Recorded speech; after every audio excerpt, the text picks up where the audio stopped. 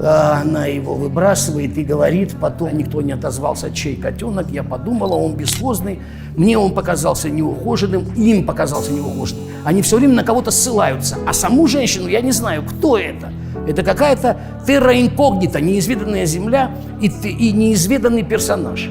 Я думала, что он чужой и просто на стоянке проник в вагон. И я думала, что сделаю благое дело, при этом на улице минус 125, блядь. И она делает благое дело, вышвыривает из благих побуждений, благими намерениями, куда вымощена дорога. Точно не в собор де ла Вида.